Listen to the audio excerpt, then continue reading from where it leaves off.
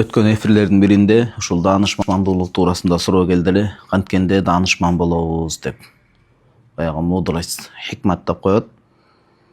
Кур'ан-ы Каримде да бул туурасында көбүрөөк токтолгон. Ва ма ю'тал хикмата факад утия хайран касира. Кимге ошо хикмат, даанышмандык бериле турган болсо, ага көп нерсе берилиптир деп. Анын тафсири боюнча да Ханафи бир топ алымдар түшүндүрмө берген. Ошол өткөн эфирдеги суроого жооп катары мынакей İmam Şa'rani rahimahullah'ın Tanbihul Muhtarin atты баалы эмгеги бар.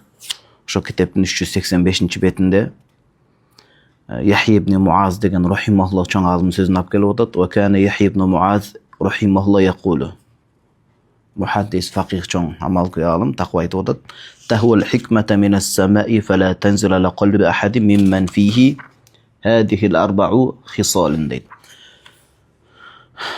Аллах Тааладан хикмат сурайсыз, бирок Аллах Таала төмөнкү жүрөгүндө 4 сыпаты бар болгон адамга хикматты оңойтон тартуулабайт деп атат. Эми бул киши өзүнүн сөзүнөн алып жаткан жок, албетте Курандын ошол аяттарынын тафсирлерине такап, пайгамбарыбыз саллаллаху алейхи бир канча бул туурасында айтылган хадистеринен кортунду тыянак катары чыгарып айтып берип атат. Төрт түрлүү адам даанышман боло албайт. Оңдомоюнча дейт. Биринчиси вахи рукун иле дуня. Дүйнөгө оп, жүрөгүнө дүйнө киргизген адам эч качан даанышман боло албайт. Ал дүйнөнүн кулу болуп калат деген сөз. Өзүнүн ата-энесин, керек болсо мекенин, динин сатууга даяр болгон адам, дүйнөнүн кулу болгон адам. Кантип даанышман болсун? Экинчиси ва хамлу хамми гадин.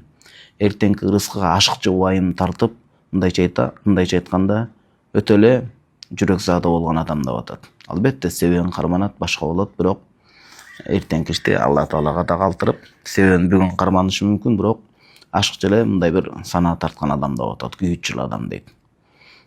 Үчүнчүсү бул өтө зарыл ва хасадун ли ахин, бир тууганына, мындайча айтканда, өзүнүн ата-энесинен болгон бир тууганына, диндеш бир тууганына, бөлөк бир адамга көрө албастык кылып, ичи таардык менен жүрөгү ушундай бир жүрөгүндө ичи таарлык, көрө албастык сыпат катылган адам эч качан даанышман боло албайт деп атат. Төртүнчүсү ва хубба шарафин алан нас, мен адамдардын дайыма назарында, адамдардын мындай оозунда болушум керек деп, жөн жерден кадыр барып тиздеген адам татыксыз болуп, ал адам дагы эч качан даанышман боло албайт деп атат.